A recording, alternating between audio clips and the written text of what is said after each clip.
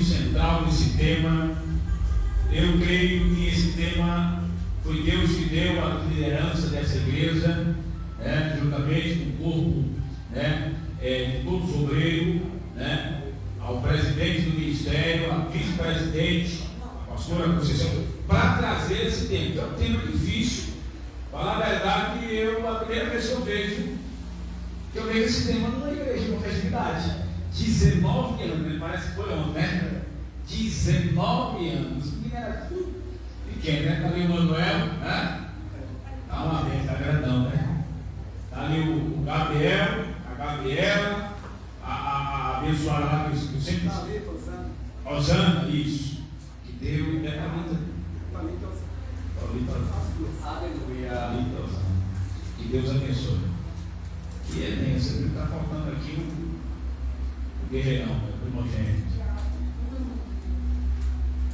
Faz tempo também que eu não vejo, é o Átila. Faz tempo que eu não vejo o Átila.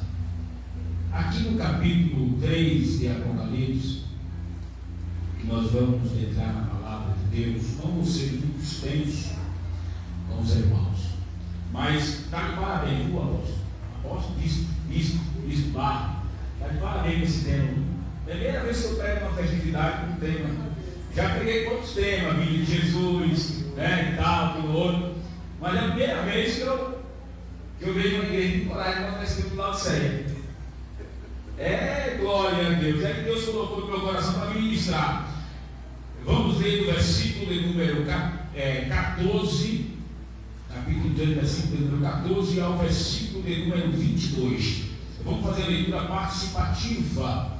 Ou seja, eu leio sempre, os pais, os irmãos vai estar lendo os 5 até nós encerrarmos a leitura participativa e coletiva com a igreja. Eu estava numa época pregando, sempre li o versículo que queria pregar o tema, que pregador temático, sempre pode só o versículo, a parte B ou a parte C, que interessa o tema. E aí Deus colocou no meu coração que o povo precisa ler também a palavra. Então aí eu comecei a ler com a igreja. Não sou contra se for pregar, Deus colocar para ler só a parte B, parte C, parte D, eu leio. Mas últimos dias Deus me colocaram para a gente fazer a leitura participativa e coletiva. Amém, meus irmãos? Aqui diz assim, todos encontraram? Ao anjo da igreja em Laodiceia, escreve estas coisas. Diz amém a testemunha fiel e verdadeira, o príncipe da criação de Deus.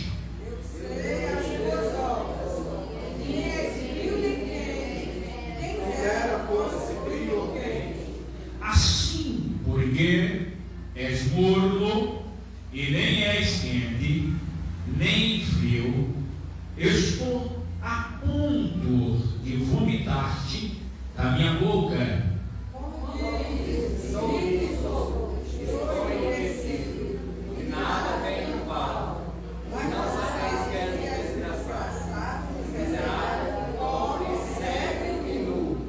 Aconselho-te que de mim compre ouro refinado pelo fogo, para te enriquecer, e vestiduras brancas para te vestir, a fim que não seja manifesta a vergonha da tua nudez, e colhiram para ungir os olhos, a fim de que veja. Eu repreendo e castigo a todos quanto amo. Se for zeloso, me arrependeis. Eis que estou à porta e bato. Se alguém ouvir a minha voz e abrir a porta, entrarei em sua casa, cearei com ele e ele comigo. Ao me desejo, você tereis presente comigo no meu trono, assim como eu desci e me assentei com meu Pai no seu trono. A quem tem ouvido, ouça o que o Espírito diz às igrejas. Pode se assentar, glória a Deus, aleluia. Queridos e amados e servos do Senhor, estamos diante de um texto que nos traz atenção, mas para nós chegarmos até esta igreja, a igreja relatada que lemos, a igreja de Laodiceia, vale lembrar que o apóstolo João, ele estava na ilha de Patmos.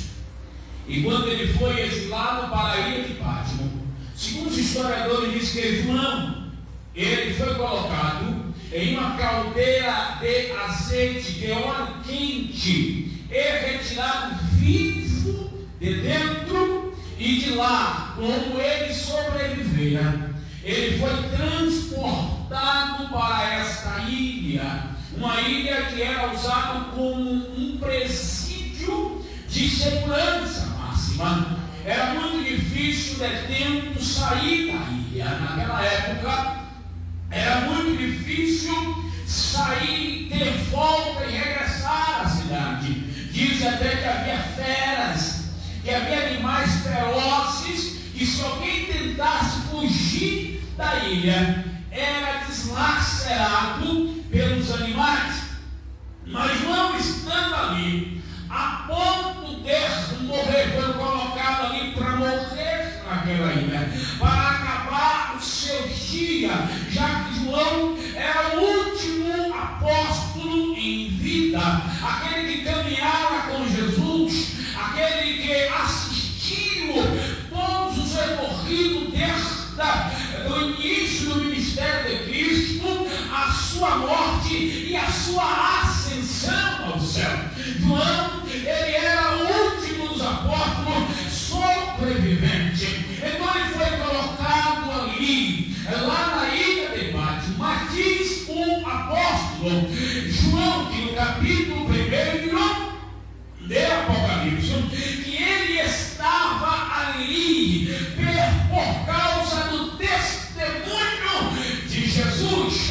E quando foi que no dia do Senhor, ele disse que Deus lhe arrebatou, lhe tomou pelo seu Espírito, e foi ali mostrado a ele algumas revelações. O texto disse que bem-aventurado aquele que vê, aquele que ouve as palavras que Deus entregara, que está vestido.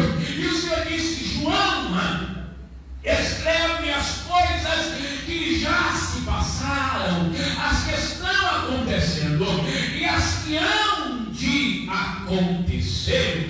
E escreve as 7 igrejas da Ásia Menor e envia aos 7 anjos da igreja, a igreja de Éfeso, de Pérgamo, de Tiatira, de Sardes, de Filadélfia e de Laodiceia. E quando João disse que quando ele parou e virou para ver quem é que falava com ele, ele se depara com um ser com as vestes brancas, resplandecente como um damasco. Ele estava cingido com um cinto de ouro, ele estava com os cabelos brancos como a lã, alvo como a neve, o seu rosto resplandecia como o sol. João diz que quando ele está vendo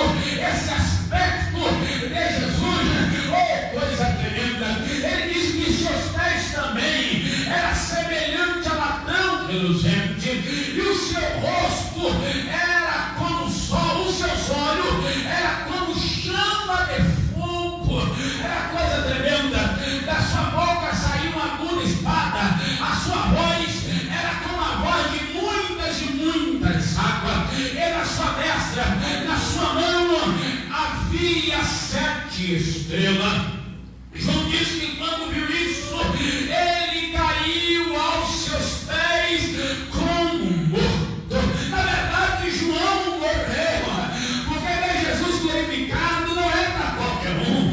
Deus diz que aquele que vê, ele não sobrevive. Homem nenhum sobrevive vendo Deus.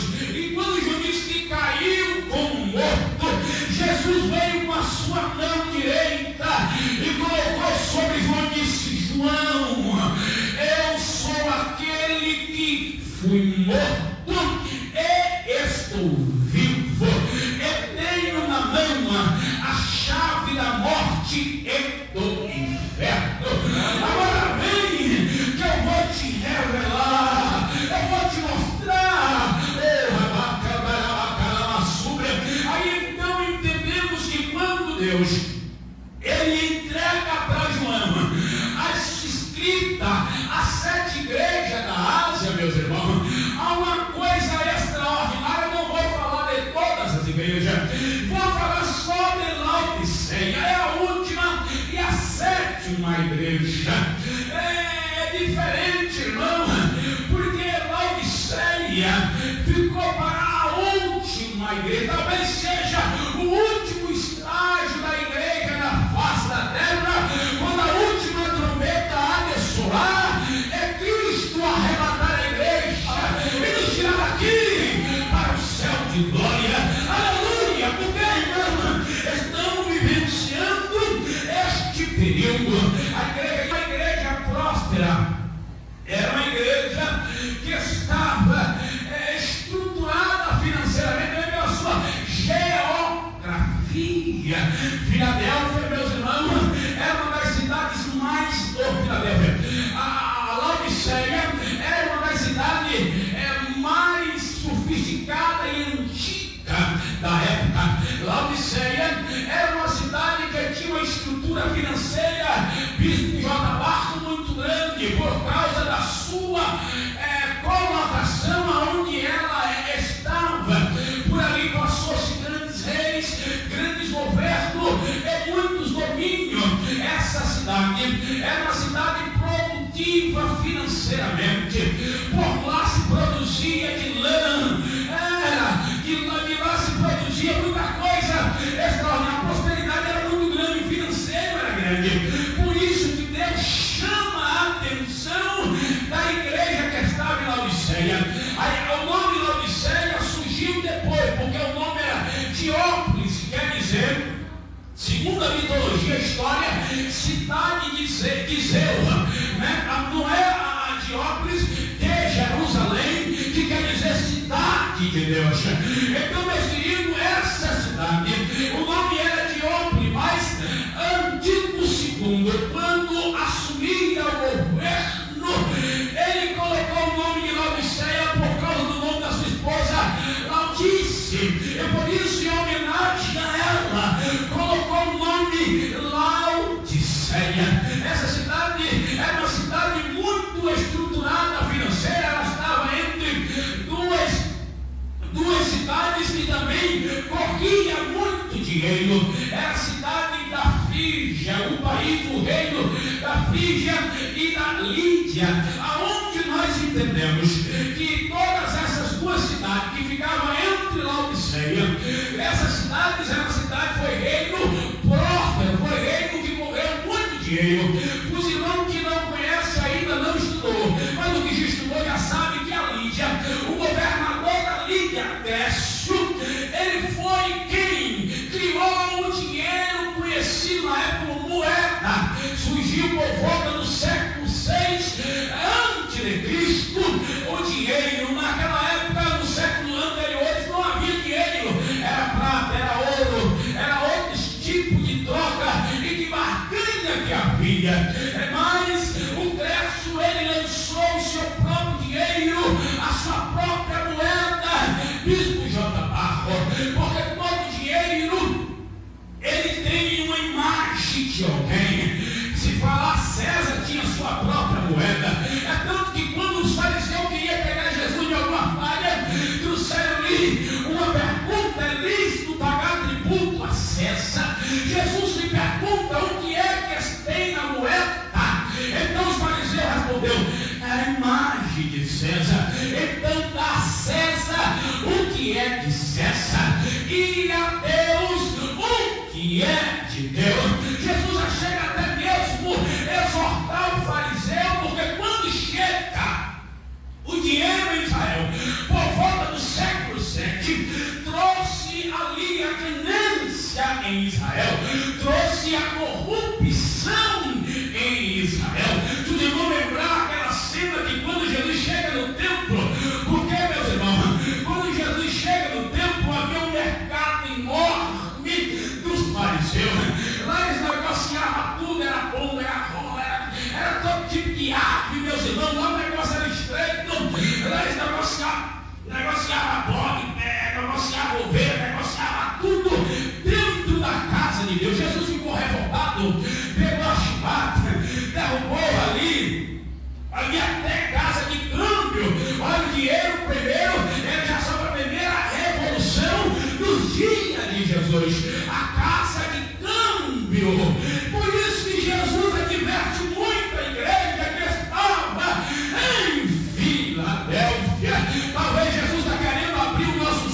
aí, para nós não ficarmos amantes do dinheiro, porque o apóstolo São Paulo, ele descreve a carta de Timóteo dizendo que não é o dinheiro em si, mas o dinheiro já tem uma coisa meio melindrosa com ele. Ele diz que o amor ao dinheiro é a raiz de todos os males.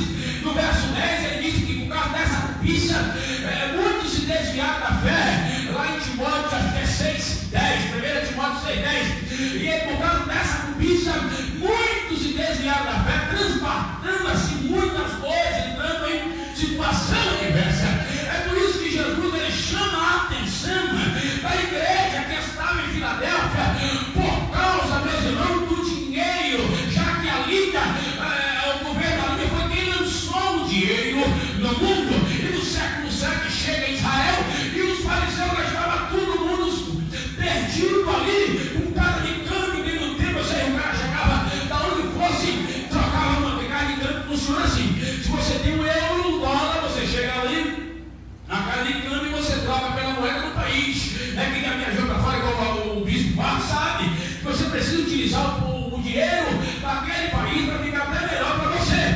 Então, quando nós entendemos que Jesus está chamando a atenção da igreja que estava em Filadélfia, era justamente para eles não se perderem, porque já tinha penetrado dentro da igreja. E nesses últimos dias, meus irmãos, tem um bocado de líder aí que já se lambuzaram. Mas aqui tem uma igreja santa, lavada e remida pelo sangue do Cordeiro. Levanta a hora no céu, levanta a mão, igreja de Filadélfia. Levante o que veste, remando de Minaracácia.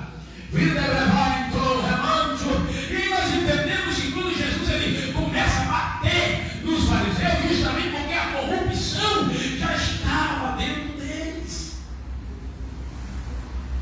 É tanto que Jesus chega a dizer, lá em Mateus 6, verso 24, vós tem por pai Mamon.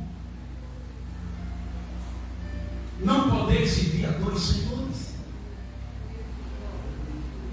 A um devei agradá-lo e a outro devei aborrecer.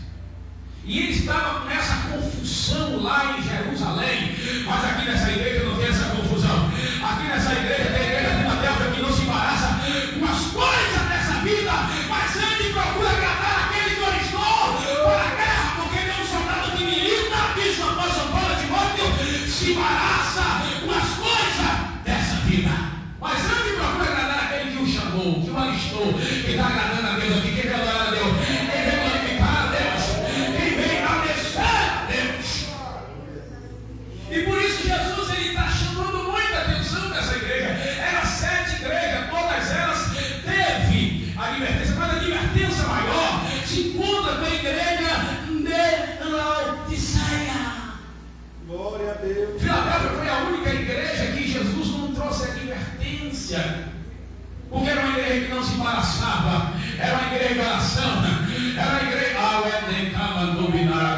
abraçou, era uma igreja que estava abrindo os princípios de Deus, era uma igreja até fraca. Não era porque a cidade de Filadélfia não era uma cidade que não tinha uma estrutura financeira também, era uma cidade rica, produzia-se muitos vientos, muitos vinhos, plantava-se muita uva em Filadélfia.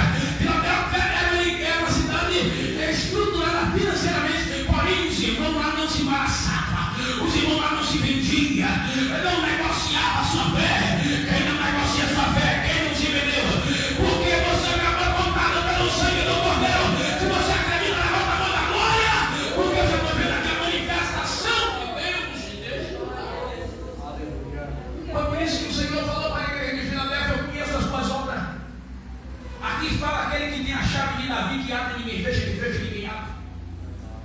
Esse que tem uma porta aberta diante de ti, ninguém pode fechar. Sei que tem pouca força para guardar a palavra da minha perseverança, também te guardarei da tribulação que advide sobre todo homem.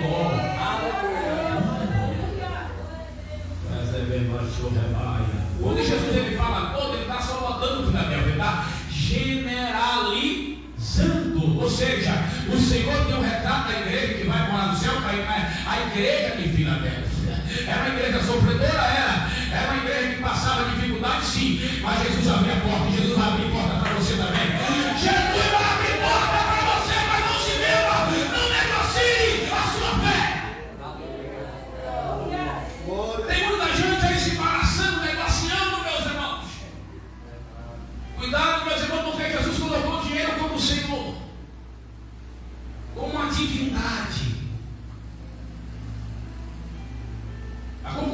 esqueça, Satanás não tem poder de concorrer com Deus, mas o dinheiro acaba atraindo muita gente para si.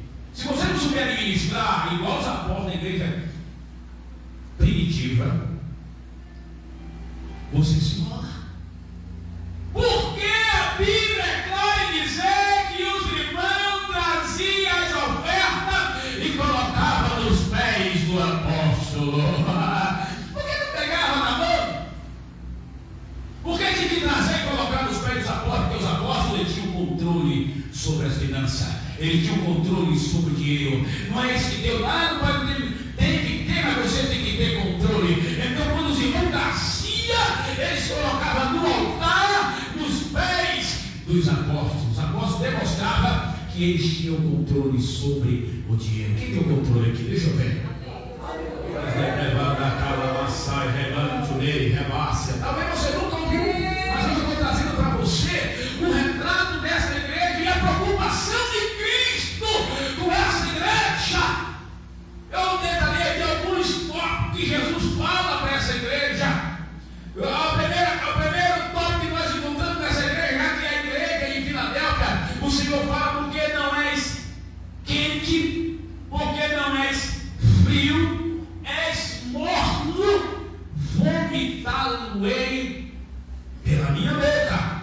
Por quê? Porque o antigo segundo, ele construiu um arquiduto de 10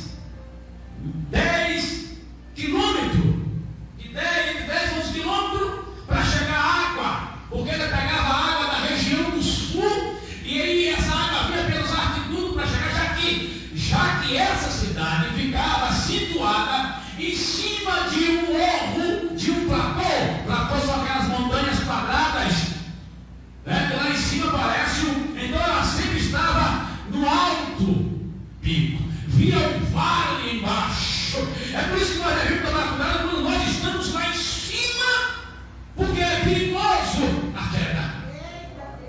O apóstolo Paulo ele alertou dizendo: vós que estão de pé, cuide para que não caia. Isso é para todos nós, meus irmãos. Então ele construiu esse arquiduto trazendo a água. Então as águas vinham das fontes minerais e termais. E essas águas, quando chegava lá em Odisseia, ela não vinha nem fria e ela não vinha nem quente, mas vinha morna, causando assim alguns efeitos colaterais nos habitantes daquela cidade. Porque a água morna ela também era perigosa, ainda mais tendo minerais dentro dela, águas termais, né? Tem gente que vai ligar das novas, né? Ei, menino, vai ligar das novas, é bom, a água quente. Eu não sei se é águas termais, mas lá na Bahia tem um lugar chamado Jogo que as águas são os termais. Tem outra cidade que eu estive pregando lá, Cipó, que também as águas são termais. É muito bom, né? Um tempo ou outro você toma um banho, né? Mas, voltando aqui, o Senhor disse, porque o Senhor está trazendo um critério espiritual sobre a igreja que estava em Laodiceia.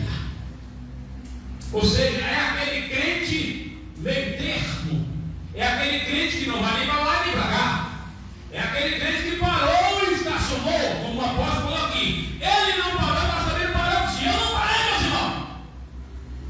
E você também está marchando. Quem está marchando aqui? Porque você não pode parar. A igreja eleita, a igreja militante de Deus, ela não pode parar. Aí alguma coisa aí, apóstolo. Bispo. Jesus amado. Então você não pode parar.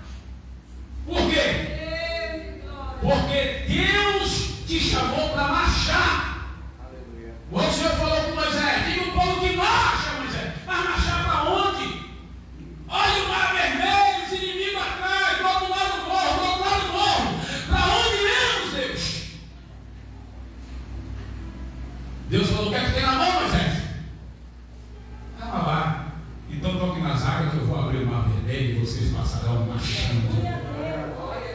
Assim a pandemia ela veio, meus irmãos, mas não devemos parar e nem paramos. Por quê? Porque Deus ele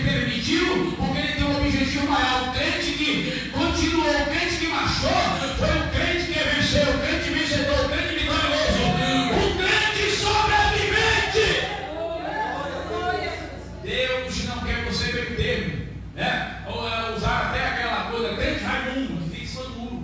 Não sei, era o que está acontecendo, e a preocupação de Jesus na igreja que está em para que esses irmãos ficassem em cima do muro, para que esses irmãos realmente entendessem sua vocação, seu chamado. Se é com quente, vamos com quente, vamos com o negócio do fogo, meus irmãos, porque a palavra de Deus diz, Paulo escrevendo na igreja que estava em Éfeso: não extinguei o Espírito Santo, que foi selado para o dia da redenção. O que é extingar? Do latim, a palavra extingar, para liberar para o português, quer dizer extintor. E o que extintor serve, meus irmãos? O extintor serve para apagar o que? Fogo. Deus não quer você apagado, Deus quer você aceso. Deus quer você glorificando, dando glória, aleluia, falando em outras línguas. Deus quer você movimentando nas águas do Espírito, no oceano. Deus quer você cheio e cheia. Porque o nosso Deus é um Deus de fogo, diz a palavra do Senhor. Por a pena, porventura eu não sou Deus do fogo, disse Jeremias. A minha palavra não é como martelo que esmiuça a pena. O Senhor falou através da boca de Jeremias: não sou apenas Deus de perto, mas sou Deus também de longe. Então, meus irmãos, ou você entra no fogo, ou você sai do meio do terno e entra logo na geladeira. Mas aqui só tem crente quem? Crente cheio, cheio lá no céu da graça, cheio do vidro do Espírito de Deus. Apesar que muita gente nessa período se inspirou. Olha, o povo vir à igreja para vir adorar a Deus tem sido um sacrifício.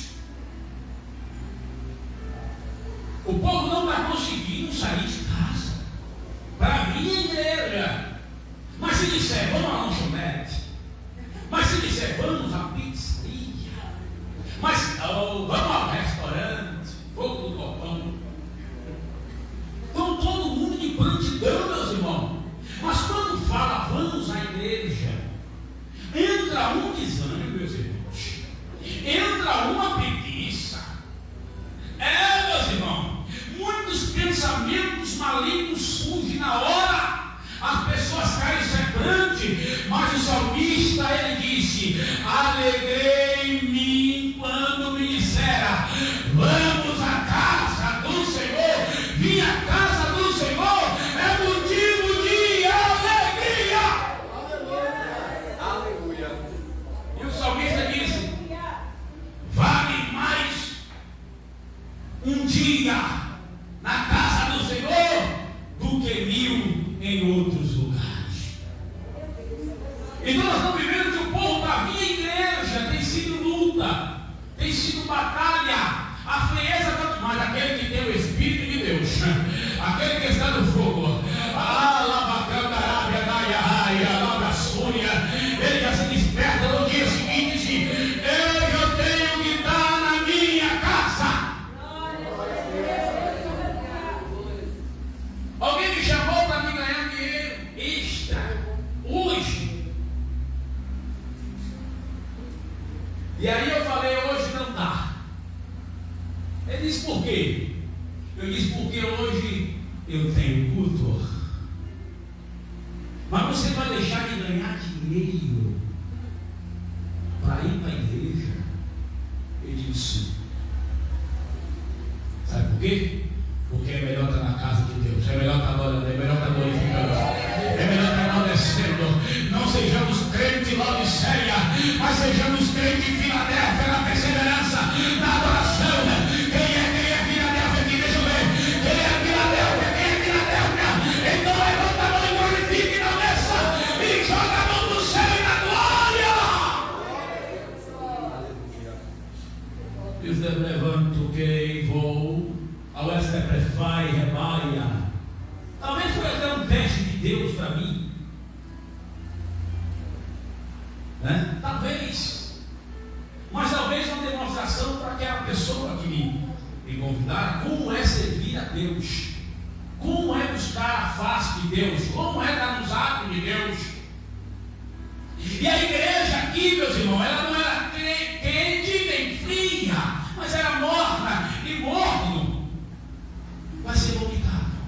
Ou seja, vai ser tirado de dentro do corpo. Vômito não serve para nada. Vômito é aquilo que não presta. Quando você tem uma má digestão, você toma os remédios para quê? Para que essa má digestão desapareça e você venha vomitar, jogar para fora aquilo que te fez mal. E Jesus estava tratando com algumas igrejas que ele não queria que essa igreja fosse isso, mas ele alertava para essa igreja não ser tirada do corpo dele como vômito, porque ele amava essa igreja. Jesus ama todas as igrejas. A segunda coisa para nós andarmos aqui, que Jesus traz e falando para a igreja, é que essa igreja é uma igreja arrogante, pastor. Você falou aqui no testemunho. É uma igreja orgulhosa. Olha a expressão que Jesus fala. Rico sou. Não tenho falta de nada, estou abastecido. A igreja arrogante é uma igreja que Jesus não vai levar para o céu.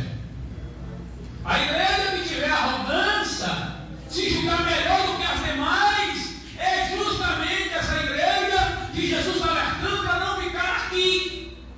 Porque ela dizia, rico sou, usava, sou, é eu. Aqui na minha igreja, uma certa feita, um certo pastor disse, lá na minha igreja tem isso. Lá na minha igreja tem aqui.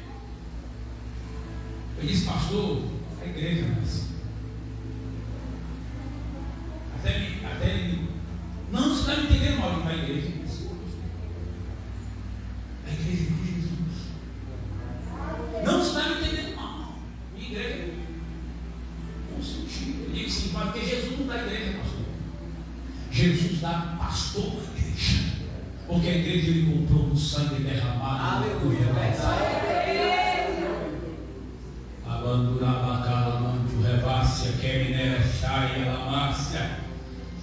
E aqui, meus irmãos, o orgulho, essa igreja, Laodiceia, era tão arrogante, Laodiceia, que quando ela vem sofrer o segundo terremoto, já que por volta do século XVII, sofreu o primeiro terremoto, e antes de Cristo, e depois de Cristo, ela vai sofrer o segundo terremoto no ano 60. E quando ela sofre o segundo terremoto, o governo de Roma tenta ajudá-lo, enviar socorro. E ela diz, Laodiceia fala, nós não precisamos da nossa vida. Aqui nós temos condição de reconstruir novamente.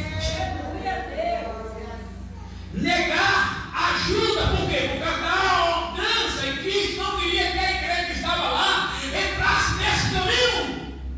Porque os soberbos, os arrogantes, as arrogantes, não herdarão o reino de Deus. Jesus disse assim, aprendei de mim que sou manso e humilde de coração.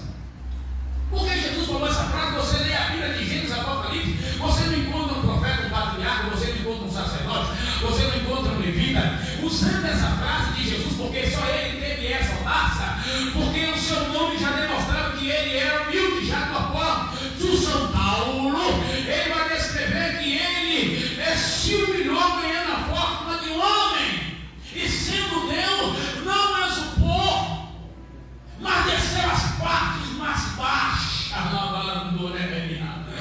ganhando a forma de servo, para nos trazer a salvação. Então quando ele diz, aprendei de mim que sou manso e humilde de coração, ele tem autoridade para isso. Porque as pessoas costumam dizer até que é humilde, mas quando você é humilde, você não tem que falar para o pastor, o bispo, que você é humilde. Ele vai ver a humildade em você. As pessoas verão no seu procedimento. Porque quando eu falo que sou humilde, eu já estou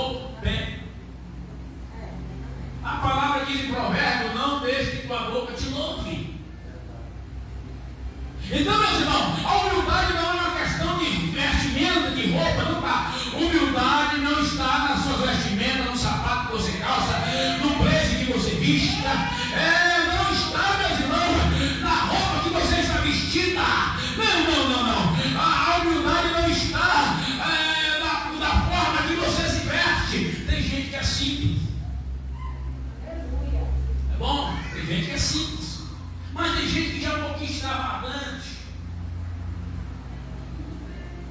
Mas isso não quer dizer que isso está definindo o meu caráter, o meu ser. Simplicidade não é humildade, irmão. Tem gente simples aí que é uma arrogância, que é uma soberba. Irmão, eu já conheci muita gente.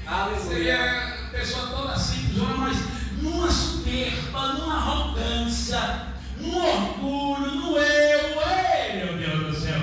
Mas já tem gente que ela se veste bem, mas quando você vai falar com ele, com ela, você vê a humildade em pessoa.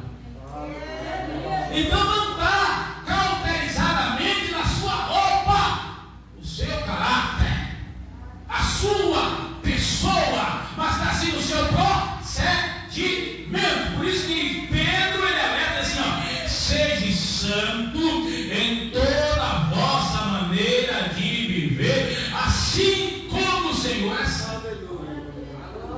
Isso é um procedimento, é nessa atitude do dia a dia. É quando você vai responder ao seu pastor. É quando você leva uma palavra dura e o pastor hoje pegou pesado e você releva. Você vai quietar,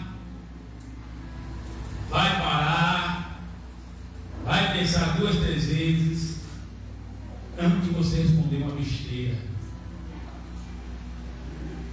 Porque aquela mulher que tinha uma filha endemoniada, que não era israelita, não era hebreia, não era judia, lá em Mateus capítulo 15, verso 21, na história dela, ela vem clamando e gritando: a mulher sirofenícia, ou a mulher cananeia, é a mesma região, é a mesma tribo, é a mesma descendência de Cão.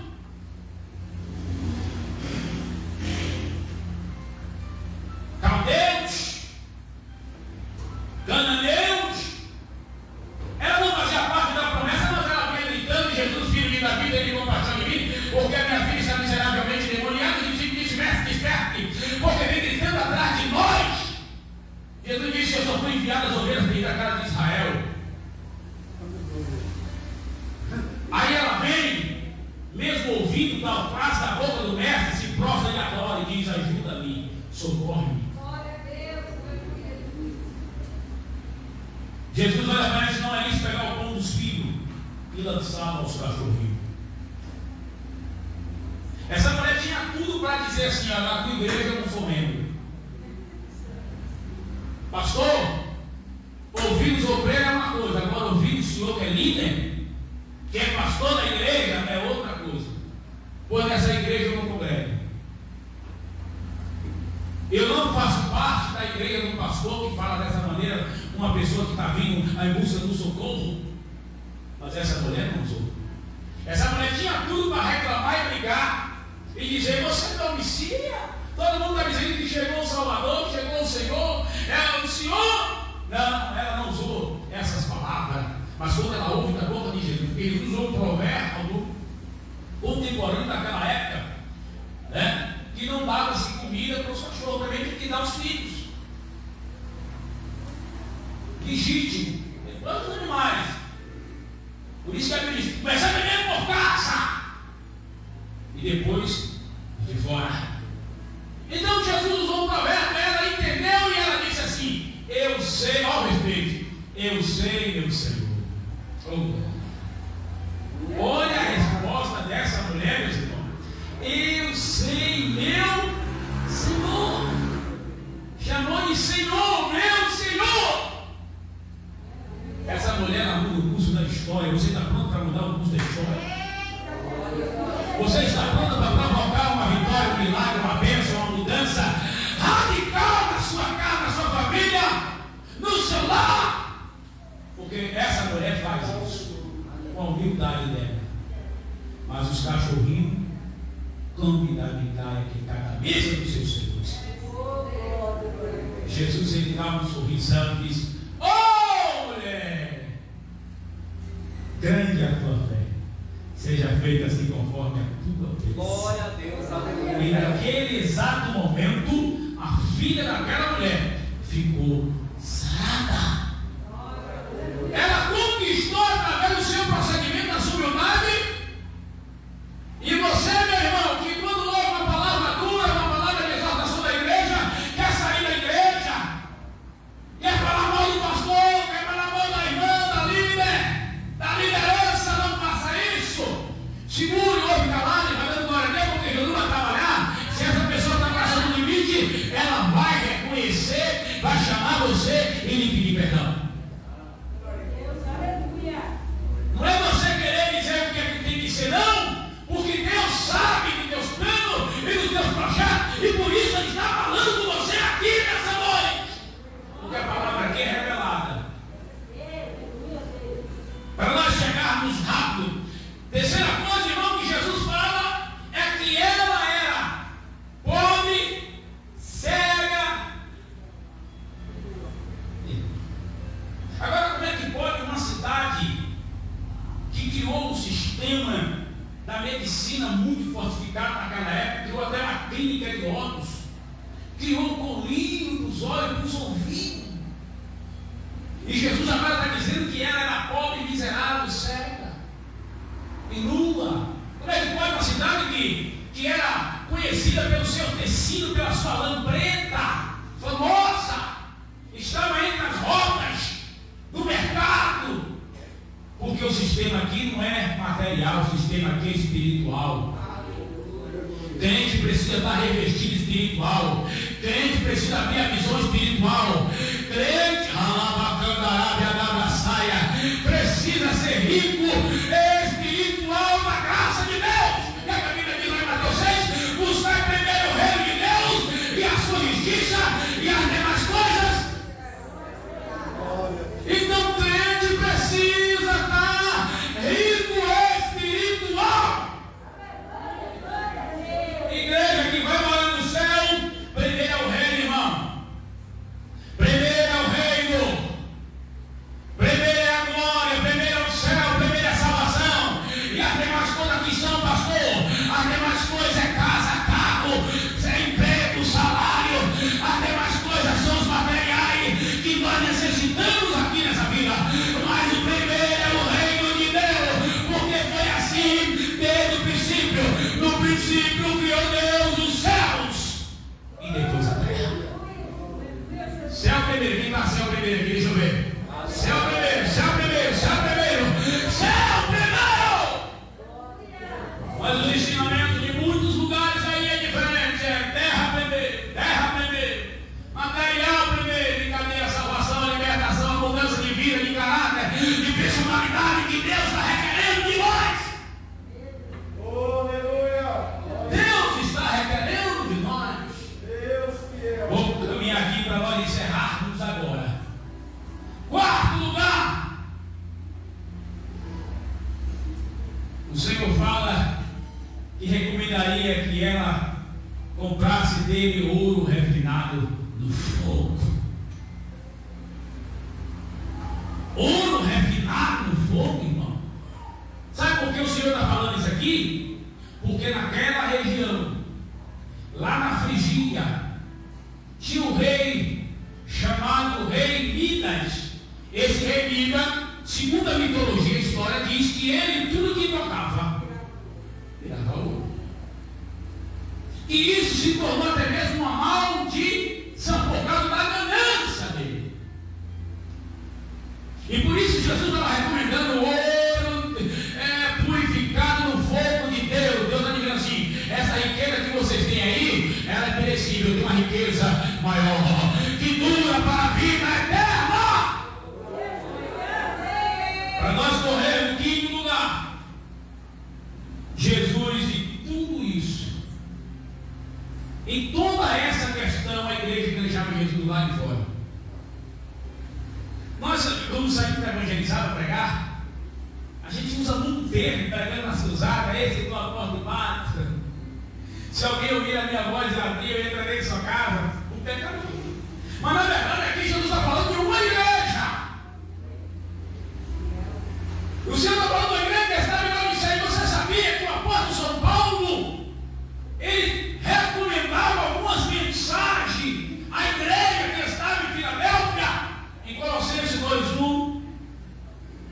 e 2, 4, 13 a 16.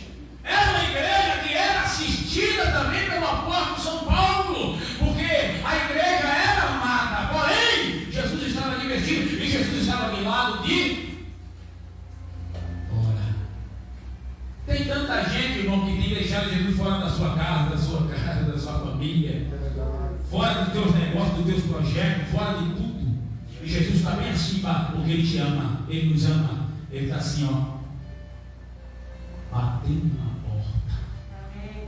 E Ele disse: eis que estou na porta e bato, mas se alguém lá dentro ouvir a minha voz e abrir a porta, eu entro. Jesus quer entrar. Jesus quer entrar, Jesus quer entrar. Ele não foi embora, Ele ainda está aqui. Ele quer entrar. Ele está do lado de fora batendo. E você sabia que tem muitas igrejas que estão nessa característica de Laodiceia, o dia de hoje? Jesus lá não está, não. Infelizmente, Jesus não está lá dentro da igreja. A igreja somos nós, irmão. E Jesus não está na vida de crente. Jesus não está dentro do crente. O crente abriu espaço para muitas coisas. Abriu espaço para muitas coisas, até para a vida alheia, mas não abriu espaço para Jesus. Mas aqui tem uma igreja que tem Cristo. Aqui tem uma igreja sarada. Aqui tem uma igreja com a característica de Filadélfia, que aguarda o arrebatamento, porque antes da última trombeta soar, nem todos dormiremos, mas todos seremos transformados e ganharemos um corpo incorruptível. Porque o que é mortal se revestirá da imortalidade, porque o que é corrupto se revestirá da incorruptibilidade, porque tragada foi a morte na vitória. Quem está aguardando o arrebatamento aqui? Quem almeja subir? Se você não for no arrebatamento, você vai na primeira. Se você não for no arrebatamento, você vai na primeira ressurreição. Ou duas, uma. Quem não for no arrebatamento, isso vai na ressurreição. Porque Paulo disse nos pontos mistérios: nem todos dormiremos, mas todos seremos transformados. Os mortos ressuscitarão primeiro. E nós que estamos vivos seremos arrebatados e ganharemos também um corpo incorruptível. Ou seja, se você não for no arrebatamento, você vai na primeira ressurreição. Quem vai? Quem vai na primeira ressurreição do arrebatamento? Levanta a mão agora, porque Jesus, Ele está prestes a voltar para levar a sua igreja. E Jesus disse: quem tem ouvido, ouça o que o Espírito diz. Fique de pé.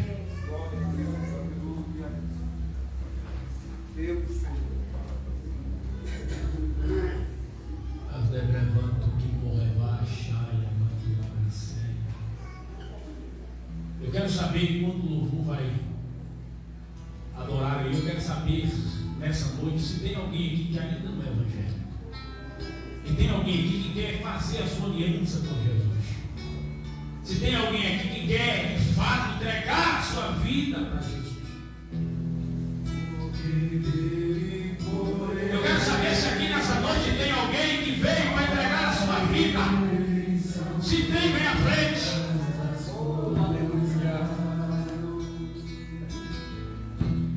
Porque dele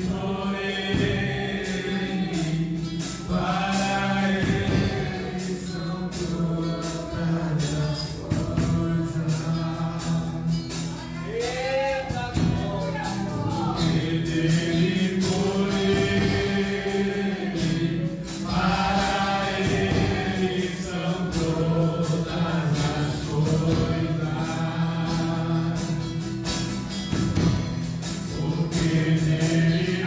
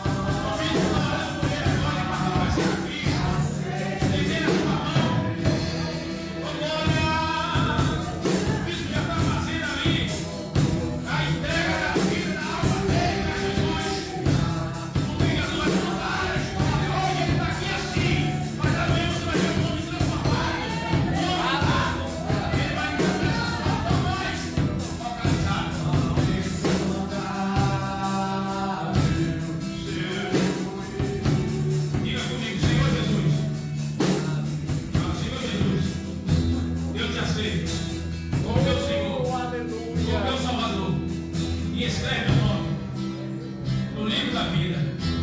Amém, Senhor. Toma essa alma. Toma esse Senhor. Quebra todas as maldições de gerações passadas, de ancestrais. Quebra toda a obra maléfica, diabólica, satânica. Põe o veneno sobre a rocha, aqui dos seus passos, dá um novo cântico de vitória, um novo sorriso de lá, uma nova alegria do seu coração. E que ele vai.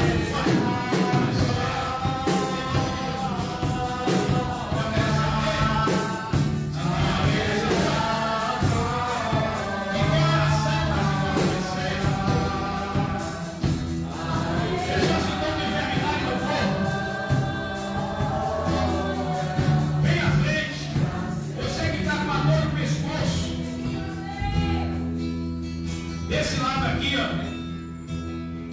vem à frente. Você que está com a dor no pescoço, você que está com problema no estômago, vem à frente. Eu vou orar por você.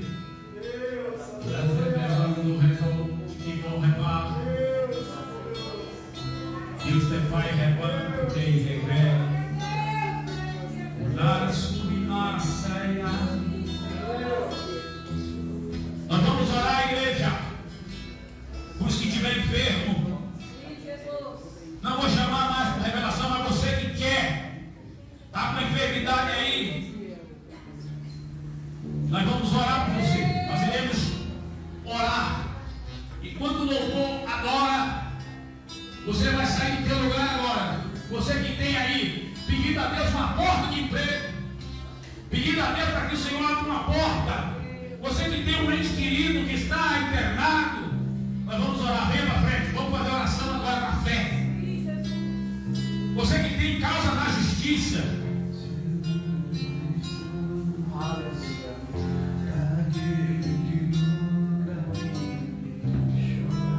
causa trabalhista,